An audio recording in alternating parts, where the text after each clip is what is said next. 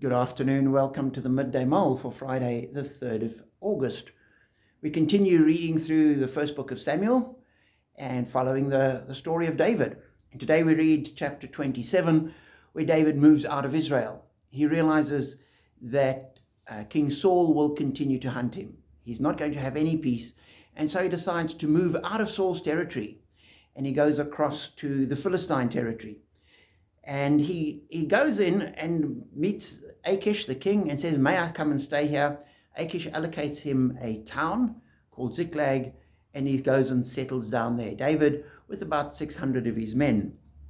And I'm struck by verse 7, where we read, David lived in Philistine territory a year and 4 months.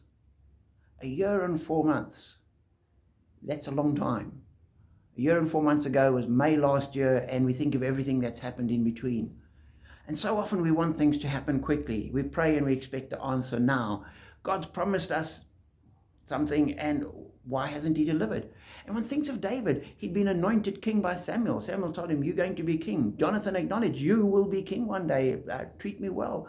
Everybody had recognized this. And for a year and 4 months, David's living in Philistine territory, twiddling his thumbs and waiting. I think we're so often impatient. And I think of Jesus.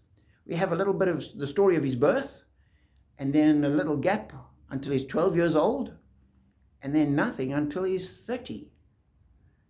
God's timing isn't our timing. And we tend to pray, "God, do this," and we expect it now. Sometimes God does answer prayers immediately. Sometimes he doesn't. We pray for revival in the church, and we pray for revival in the church, and we expect, well, it'll happen this Sunday. And this Sunday comes and goes, and, well, okay, maybe we're a week out next Sunday. Doesn't happen. By Tuesday, we're ready to give up. We need to be like David, wait a year and 4 months. Or like Jesus, wait 30 years. So know that God doesn't, when God isn't acting, it's not that he's abandoned us. It's not that he's deserted us. His plans are still unfolding. He promised David he would be king. He eventually became king. Sometimes we just need to wait. So we pray, God, give us patience, that we will wait and work in your time. And I think certainly I need that more and more at the moment. So may you know God's presence with you and his patience in your life.